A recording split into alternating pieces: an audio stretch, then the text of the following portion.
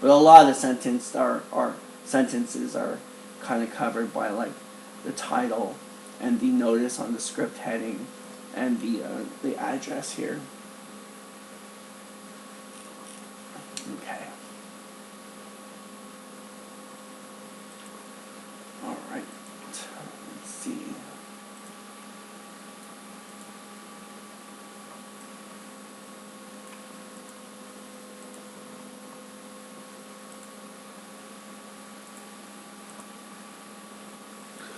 Now, we're going to go down to Ain't It Cool News' news about Isobar. One of Emmerich Devlin's projects discovered. Published at February 25th, 1998, midnight, CST by staff. Goes on to read. Alright, it looks like the project that Emmerich and Devlin bought back is called Isobar.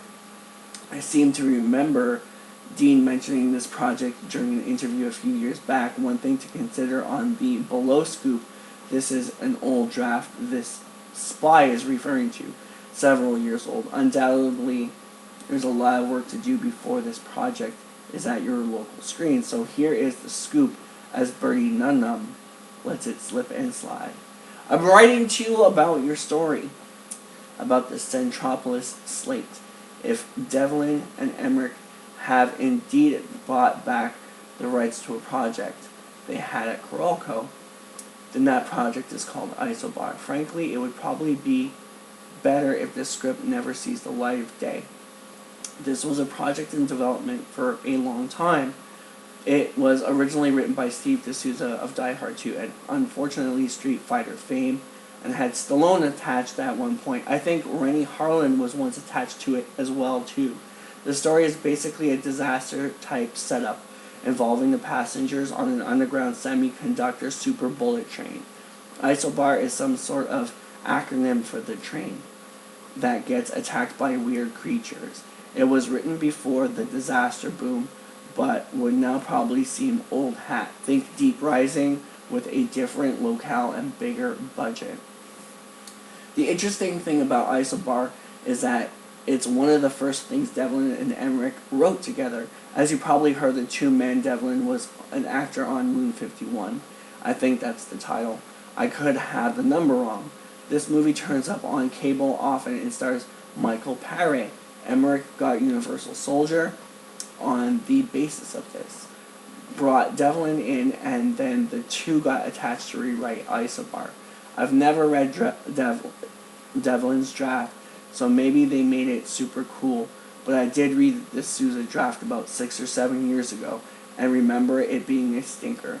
I have faith in our boys, but just hope it isn't a case of being anal retentive and feeling the need to cash in and unload every possible project that's in their footlocker out of sentimental reasons. I'd much rather see them move forward after Godzilla. Well, that's back. That's going back. In other Centropolis news, I have it on good authority that Emmerich has effectively taken over the direction of the 13th Floor, a relatively low-budget thriller. Centropolis is currently shooting in LA. The ostensible director is an old crony of Roland's, German TV commercial director who did some unit stuff on Godzilla. But a very reliable source who's working on the crew tells me that Roland hates his footage and has stepped in and is calling all the shots. Could be cool. Could be cool. So now we have one last article to read, and that was from, Ain't It Cool News. But we have one last one for our little Isobar special tonight. And this one comes courtesy of the book Tales from Development Hell. So we're going to look at this on Boing Boing. Tales from Development Hell, the greatest movies never made. Essay and exclusive excerpt. So now we're going to take a look at what they have to say. about the almighty Isobar.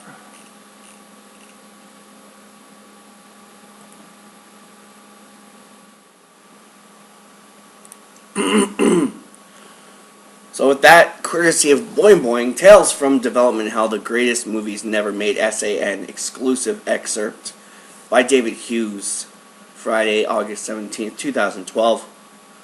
Says Destination Development Hell. David Hughes, longtime Empire contributor and author of the new book, Tales from Development Hell, reveals the secrets of the darkest places in Hollywood. These days, Hollywood studios don't waste much time exploiting their intellectual properties. It seems that no sooner had Sony finished counting the box office receipts from the last Sam Raimi Spider-Man films, a reboot was announced. Very sad, but as a lot of people we've talked to, it was actually maybe a good thing. Taking its most valuable film franchise in a new direction, bringing it to a new generation, or who knows, perhaps simply making the suit and perhaps the story a shade darker. What Sony hasn't done is wasted years in development hell, figuring that a bird in the hand, a Spider-Man movie in cinemas, is better than two in the bush. Another round of draft screenplays. This wasn't always the case, however. 6 years had passed between Aliens and Alien 3, 8 between Batman Robin and Batman Begins, and an unthinkable 18 follow years between Superman 4, The Quest for Peace, and Superman Returns. So, what was going on for all this time? My first book, The Greatest Sci-Fi Movies Ever Made, set out what was taking Hollywood so long to bring popular properties such as Hitchhiker's Guide to the Galaxy, Thunderbird, Silver Surfer, etc. to the big screen, as well as exploring the various approaches to famous franchises. William Gibson's Alien 3, Tim Burton's Superman, Philip Kaufman's Star Trek, etc., which were abandoned en route to the films we know.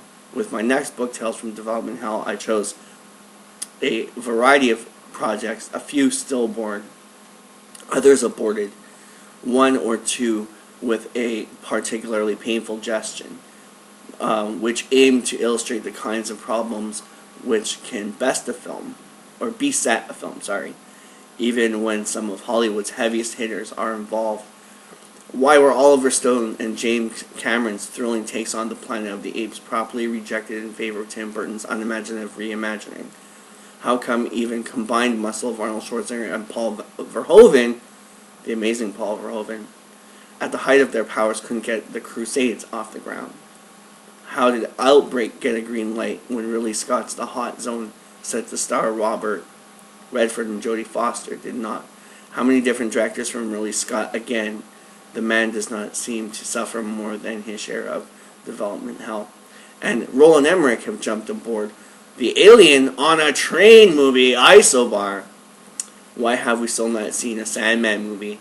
Where's the film of Smoke and Mirrors, a script so high it sparked a feeding frenzy in the early 90s, and was never heard from again? The answers to all these questions and more lie in one or the other circles of development hell.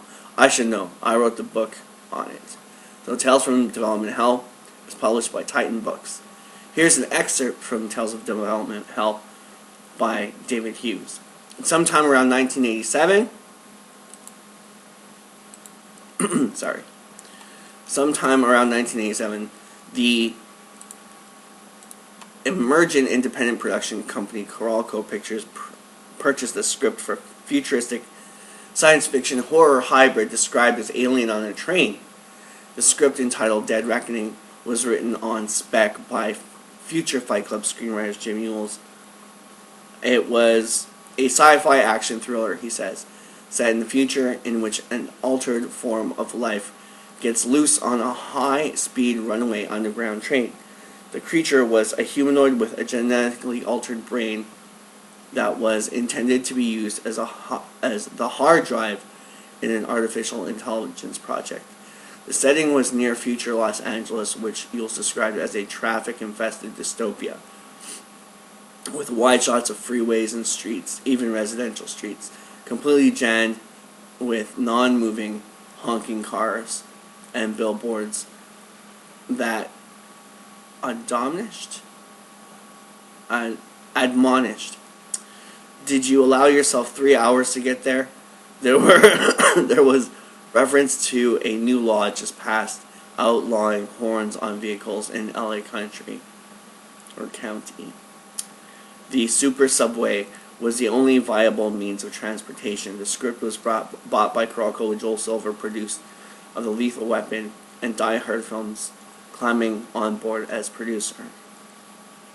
At the time of its purchase, Carolco had yet to score big with science fiction milestones: RoboCop, Total Recall, and Terminator 2, Judgment Day. Nevertheless, Carolco bosses Mario Kassar and Andrew G. Vania saw Dead Reckoning as the perfect vehicle for Ridley Scott. Although, sorry, I got a bit of a cold here, so my nose is, trying to breathe through my nose and all that. Although the Alien director had sworn off science fiction following the dismal critical reception and commercial performance of Blade Runner in '82, his most recent film, the fantasy flop Legend and the neo-noir thriller Someone to Watch Over Me had nudged him from Hollywood's A-list, and he perhaps saw Dead Reckoning as a way to recapture his former glory. According to Yules, Scott came aboard as director in 1988, accompanied by production designer Norris Spencer, with whom he would later work on Black Rain, Thelma and Louise, 1942, Conquest of Paradise, and Hannibal. No sooner had Scott coupled himself to the project than he contacted H.R. Giger, the Swiss artist, with whom he had collaborated on the aborted adaptation of Frank Herbert's epic science fiction novel Dune, and more successfully Alien, for which Giger had won a special Academy Award sometime in 1988. Ridley Scott telephoned me and asked me if I would like to make a science fiction movie with him. The artist wrote in his book, Giger's Film Designs. For me, there is nothing greater than this. I was enthusiastic about it and immediately accepted, because a remarkable movie always originates from a director like Ridley Scott. Scott seemed equally enthusiastic at the prospect of working with Giger again.